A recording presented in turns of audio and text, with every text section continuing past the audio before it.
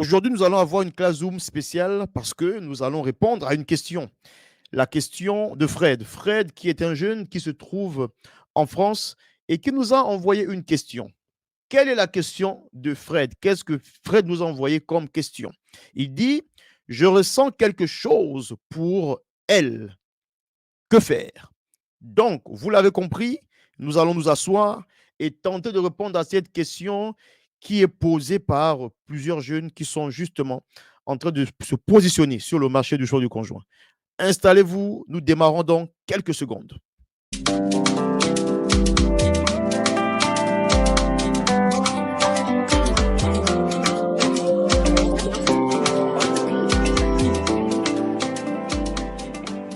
Hello, hello, bonjour à tous et bienvenue sur S-Doc, se dire oui en Christ, votre plateforme. Donc avec mon épouse sur cette plateforme, nous partageons des astuces, des conseils pour donc bien choisir son conjoint et nous donnons aussi donc des conseils à ceux-là qui sont déjà mariés, qui sont en couple et qui veulent vivre un mariage heureux, un mariage stable, un mariage épanoui. Donc, si c'est pour la toute première fois que vous me suivez, que vous nous suivez sur cette plateforme, abonnez-vous. Comme ça, vous nous donnez de la force, mais aussi vous serez informés de toutes nos nouvelles publications. Et comme nous sommes dans classe Zoom choix du conjoint, nous avons écrit avec mon épouse un e-book pour vous, justement, sur le choix du conjoint. Donc, allez télécharger l'e-book dans la description en bas. C'est pour vous, c'est gratuit. Alors, nous revenons donc à la question de Fred. Fred, comme on a dit au départ, est un jeune qui vit en France et qui nous a envoyé cette question. Je ressens quelque chose pour elle. Que faire? Aujourd'hui, vous remarquez, je suis tout seul. Mon épouse n'est pas loin, elle n'est pas loin. Mais voilà, on a décidé comme ça pour cette question que je vienne donc donner des astuces comme ça à Fred et aussi à l'ensemble de tous les gars, de tous les frères qui donc vont se connecter et aussi et toutes les sœurs qui vont suivre cette vidéo. Voilà, donc je suis là pour vous donner quelques astuces par rapport à cette question cruciale de Fred. Alors, Fred, déjà, merci. Merci pour ta question parce que par ta question, nous allons certainement aider plusieurs. Et nous espérons que les réponses que nous allons te donner vont justement t'aider à avancer, Fred. Tu dois comprendre que ta question est normale. Euh, Tu ressens quelque chose pour elle et tu te poses la question de qu'il faut faire. Qu'est-ce que, dans cette situation, qu'est-ce qu'il convient de faire? Et c'est très bien. Euh, tu es en train de vivre, tu es en train de vivre quelque chose qu'on appelle la naissance du sentiment amoureux. Donc, tu es en train de vivre la première étape de toute relation amoureuse qu'on appelle la naissance du sentiment amoureux. Et c'est très bien. Maintenant, lorsque le sentiment amoureux naît, quand le sentiment amoureux frappe à la porte, quand le sentiment amoureux se présente, qu'est-ce qu'il faut faire? Ce que tu vas faire et ce que nous recommandons aux jeunes, à tous ceux qui vivent ce sentiment amoureux, à tous ceux qui sont traversés par ce sentiment amoureux, ce que nous vous recommandons de faire, c'est d'aller traiter avec ce sentiment amoureux, c'est-à-dire apprendre à le connaître. Parce que vous savez, quelqu'un a dit, le sentiment, c'est le senti qui pourrait mentir. Hein? Sentiment. Donc, les sentiments peuvent naître, vont venir, vont partir. Mais l'idée derrière, quand il y a naissance du sentiment amoureux, c'est d'aller inspecter ce sentiment-là. C'est d'aller discuter avec ce sentiment pour savoir si c'est un sentiment profond, c'est un sentiment qui permettrait ou qui pourrait euh, être une base pour construire une véritable relation amoureuse. Parce que si ce n'est pas un sentiment ou ce n'est pas des sentiments qui sont là pour bâtir une réelle relation amoureuse, en fait, on va se planter. En fait, on va rentrer dans le goumet, comme on dit en Côte d'Ivoire. On va taper poteau, comme on dit encore en Côte d'Ivoire. Et notre objectif, ce n'est pas que vous puissiez taper poteau, ce n'est pas que Fred, tu puisses taper poteau. Non, non, non, non, non. Notre objectif, c'est de vous dire, de te dire, Fred, que ressentir quelque chose pour quelqu'un est normal. Maintenant, quelle est la nature de ce sentiment amoureux? Est-ce que c'est un sentiment amoureux passager? Est-ce que c'est un feu de paille? ou bien c'est quelque chose qui va se stabiliser, qui va être nourri de plusieurs éléments qui vont venir le faire asseoir et démarrer une véritable relation amoureuse pour aboutir au mariage. C'est ça l'objectif. Donc, l'élément fondamental dans le sentiment amoureux, c'est le temps. C'est le temps. C'est pourquoi nous ne conseillons pas, nous ne recommandons pas aux jeunes, à des personnes ou à une personne qui ressent quelque chose pour l'autre, un peu comme le cas de Fred, de se lever tout de suite et d'aller parler à la jeune fille, de se lever tout de suite et de... Non, il faut prendre le temps, il faut laisser le temps faire ses preuves, son œuvre. Laissez le temps au temps. Ne courez pas. Fred, ne cours pas. Après, tu n'as pas précisé, hein, est-ce que tu es déjà allé parler à la fille? Est-ce que, voilà. Mais voilà, moi, je donne tout comme ça. Après, tu prends ce qui t'arrange. Et tous ceux qui nous suivent aussi, les amis, c'est ultra important. N'allez pas tout de suite vous adresser à la fille quand vous ressentez quelque chose, quand les papillons commencent à sortir, à monter dans le cœur. Non, non, non, n'y allez pas. La Bible dit ne réveillez pas l'amour. Hein? Donc, il y a un temps pour tout. Le sentiment amoureux naît, je prends le temps de l'éprouver. Je prends le temps de me demander si c'est solide, si c'est stable ou pas. Alors, habituellement, quand il y a naissance du sentiment amoureux, voici les deux options que le sentiment amoureux pourrait nous présenter. La première option, c'est que ce sentiment amoureux va nourrir l'amour-passion. Hein? La première forme d'amour, l'amour-passion. C'est un amour qui n'est pas mauvais. Mais comme je l'ai dit tout à l'heure, c'est un amour feu de paille. C'est un amour qui, si on bâtit tout sur lui, ne va pas perdurer. Parce que ça vient en force. On pense qu'on aime véritablement, on commence quelque chose, mais comme c'est de la passion, avec le temps, ça va s'éteindre. Donc, à l'amour-passion, rassurez-vous que le sentiment amoureux va tout de suite, avec le temps, aller vers ce qu'on appelle l'amour-engagement. C'est pourquoi je vous ai dit au départ, il faut laisser le temps au temps. Le temps va vous permettre de voir, de basculer vers l'amour-engagement ou pas. Ou pas. Si ce que vous ressentez va tout de suite, va avec le temps, plutôt basculer vers l'amour-engagement, parce que vous avez pris le temps de prier, vous avez pris le temps d'observer la fille. Hein, Fred, tu as pris le temps de prier, tu as pris le temps d'observer la jeune fille, tu as pris le temps de questionner l'environnement, d'observer son environnement et d'aller questionner ses amis. Tu as pris le temps d'aller voir les responsables de ton église, hein, donc le pasteur ou d'autres responsables anciens de l'église avec qui tu as de bonnes affinités et qui connaissent aussi la fille. Tous ces éléments-là vont faire en sorte que l'amour-engagement puisse naître ou bien qu'il n'y ait pas du tout d'amour-engagement. Tous ces éléments vont faire en sorte que l'amour-engagement naisse ou bien pas du tout. Et quand il n'y a pas d'amour-engagement, quand vous sentez que rien de solide ne sort, ayez l'honnêteté. Parce que nous sommes responsables, vous êtes responsables. Soyez honnête d'arrêter. Parce que rien de bon ne sortira de là. Vous pourrez peut-être vous toucher, vous griffonner, vous avez compris. Et ce n'est pas ça qu'on veut. Vous allez commencer à vous manger les lèvres, vous avez compris. Ce n'est pas ça qu'on veut. Vous allez peut-être coucher ensemble, ce n'est pas ça qu'on veut. Parce que à la base, vous allez construire sur de la passion, mais pas sur l'amour-engagement. Le mariage se construit sur l'amour-engagement. Le mariage ne se construit pas sur une simple naissance du sentiment amoureux. Fred, est-ce qu'on est ensemble? Donc, il faudrait, je ressens quelque chose pour elle, que faire?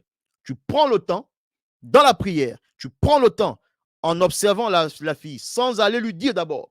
Tu prends le temps en observant, en questionnant l'environnement. Qui est-ce qu'elle est? Quelle est? Voilà, tu prends le temps. Et tout doucement, tu vas voir si ce que tu ressens là, est-ce que, avec le temps, voilà, est-ce que c'est de l'amour passion, donc qui va tout doucement disparaître, ou bien avec tous les éléments qu'on a donnés, sera donc de l'amour engagement. Nous comprenons donc que la première émotion amoureuse que nous ressentons envers quelqu'un n'est pas suffisante pour bâtir un véritable édifice amoureux. Ah, ce n'est pas suffisant. C'est important de l'avoir. Nous avons besoin de ça pour avoir comme base, c'est une bonne base, mais ce n'est pas suffisant pour bâtir une relation amoureuse solide. Donc, la question qu'il faudrait se poser, c'est avec quel amour on bâtit une véritable relation amoureuse? Avec quel amour on va jusqu'au mariage? Est-ce que c'est juste des sentiments qui ressortent, qu'on ressent au plus profond de nous? Est-ce que c'est juste un flash qui arrive et part? Avec quoi nous entrons dans le mariage ou bien nous construisons une véritable relation amoureuse? Quand vous lisez la Bible, vous allez remarquer qu'il y a au moins 4 formes d'amour qui ressortent dans les différentes langues, hein, le grec et tout le reste. Il y a au moins 4 formes d'amour. Il y a ce que la Bible appelle l'amour stérego. Une autre forme d'amour, c'est l'amour philéo. Vous avez l'amour éros. Et on termine avec l'amour agapé. Les 4 formes d'amour qu'on retrouve dans la Bible. C'est quoi l'amour stérego? L'amour stérego, c'est l'amour entre amis, simplement. Pour que cet amour dure, les amis doivent se promettre de ne pas se trahir, d'être ensemble, de fonctionner ensemble, de travailler ensemble, main dans la main. C'est l'amour stérego. C'est un peu l'image de l'amitié, hein, l'amour qu'il y avait entre David et Jonathan. C'est un amour basé sur l'amitié, l'amour stérego. Vous avez après l'amour philéo. C'est quoi l'amour philéo? Fred, on se suit, hein? L'amour philéo, c'est l'amour qui existe entre frères et sœurs consanguins. Vous êtes issus d'une même famille, une fratrie, et puis il y a de l'amour entre vous, frères et sœurs biologiques. C'est ça l'amour philéo. Et cet amour est là entre vous parce que vous êtes issus d'une même famille, d'un même père, d'une même mère. Voilà, vous partagez donc des parents communs et vous avez grandi ensemble dans votre petite famille, dans la fratrie. Et donc, il y a cet amour qui est là, qu'on appelle l'amour philéo. Après, vous avez une autre forme d'amour, troisième type d'amour, l'amour éros, qui se trouve aussi dans la Bible. C'est quoi l'amour éros? Vous voyez, éros, érotique. Donc, l'amour éros est basé, hein, sur la sexualité. Donc, entre deux sexes opposés, ben, on va se connaître sur le plan sexuel. Et cet amour-là, on le vit dans le mariage parce que nous sommes enfants de Dieu. Se dire oui en Christ, voilà, c'est l'amour éros. Et nous finissons avec le quatrième type d'amour que nous retrouvons dans la Bible, l'amour agapao ou l'amour agapé. Cet amour-là, l'amour agapao, l'amour agapé, c'est un amour divin. C'est l'amour qui vient de Dieu. C'est l'amour que Dieu nous donne, qui dépose dans notre cœur. Hein? C'est Dieu lui-même qui pose cela. La Bible dit, l'amour de Dieu a été répandu dans nos cœurs par le Saint-Esprit. Donc, c'est un amour divin. C'est un amour que les hommes ne peuvent pas donner. Non, non, non. C'est Dieu qui donne. Et cet amour est inconditionnel. Cet amour est inconditionnel. Cet amour accepte tout. Cet amour supporte tout. Cet amour aime comme Dieu aime. Donc, Fred, si tu as bien compris, les autres formes d'amour sont bien. Tu as besoin de l'amour stérego pour bâtir une véritable amitié. Et d'ailleurs, le conseil que je te donne, c'est cela. Tu dis, je ressens quelque chose pour elle, que faire? Commence par bâtir une véritable amitié avec. Parce que si demain, elle devient ta femme et que vous n'êtes pas amis, ce sera compliqué. Donc, commence par bâtir l'amour stérego avec elle, c'est-à-dire l'amitié. On apprend à se connaître, à discuter, à se projeter. Discutez de vos projets de vie ensemble. Discutez de ce que vous voulez faire de votre vie ensemble. Où est-ce que vous voulez servir Dieu? Où est-ce que vous voulez habiter? Bref, commencez à devenir de bons amis. Donc, amour stérego. Donc, l'amour philéo aussi va être important dans la relation. Parce qu'on l'a dit au départ, l'amour philéo est basé sur l'amour que nous avons entre frères et sœurs, donc d'une même fratrie, frères et sœurs biologiques. Et vous savez que cet amour que nous avons reçu dans la famille, de frères et sœurs, de mon grand frère, de ma petite sœur, de ma grande sœur, cet amour aussi est important pour nous-mêmes. Ça nous construit. Ça vient nous équilibrer sur le plan psychique, psychologique, parce qu'au fond de nous, nous savons que nous avons ressenti un amour de notre frère, de notre sœur biologique. C'est important. Ce regard qu'on me pose dans ma fratrie, où on me dit je t'aime, où on me dit tu as de la valeur, c'est important. Donc, vous pourrez aussi vivre ce type d'amour dans la relation parce que peut-être elle, issue d'une famille, hein, va voir en toi un grand frère ou un petit frère. Mais en tout cas, voilà, un grand frère. Et toi, tu pourras voir en elle aussi une petite sœur ou une grande sœur, ça dépend. Mais c'est important. Mais vous comprenez que le mariage ne va pas se construire sur l'amour stérégo, sur l'amour philéo. L'amour va se bâtir, le mariage plutôt va se bâtir, va avoir pour fondation l'amour agapé. Parce que l'amour agapé ou agapao vient de Dieu. Fred, si tu as compris, tu ne pourras pas bâtir ta relation amoureuse seulement sur l'amour stérégo ou seulement sur l'amour philéo. Non, non, non, non. La relation amoureuse qui tend vers le mariage, qui aboutit au mariage, pour un mariage solide, pour un mariage stable, elle est bâtie, fondée sur l'amour agapé, l'amour agapao. Parce que comme on l'a dit, l'amour agapé vient de Dieu. C'est un amour que Dieu nous donne, qui nous permet d'aimer l'autre au-delà de nos différences, d'aimer l'autre comme il est, d'accepter l'autre simplement. Et cet amour-là, c'est Dieu qui donne. Donc, vous avez compris, Fred, tu as compris, et vous qui nous suivez en ligne, vous qui me suivez, vous avez compris que le sentiment amoureux est bon.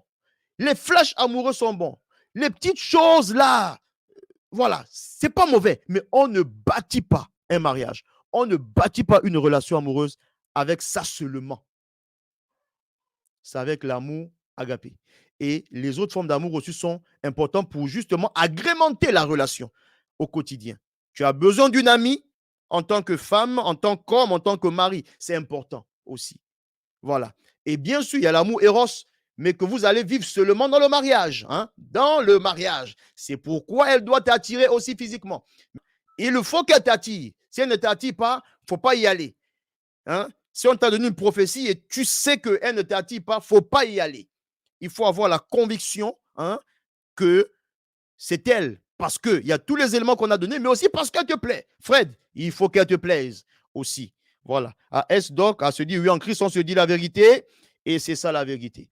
Voilà. Donc, il y a beaucoup d'autres choses à dire. Donc, Fred, j'espère que tous les éléments que je t'ai donnés vont t'aider. Hein, et donc, nous sommes là, je suis là avec mon épouse, disponible pour vous. Posez vos questions dans Classe Zoom, choix du conjoint, votre plateforme qui donc donne du conseil, fait du coaching, du mentoring, hein, sur le choix du conjoint et la préparation au mariage. S-Doc, c'est pour vous. Se dire oui en Christ, c'est pour vous. On se donne rendez-vous la semaine prochaine avec madame, mon épouse, la plus belle de toutes les belles. D'ici là, on est très ensemble et que Dieu vous bénisse.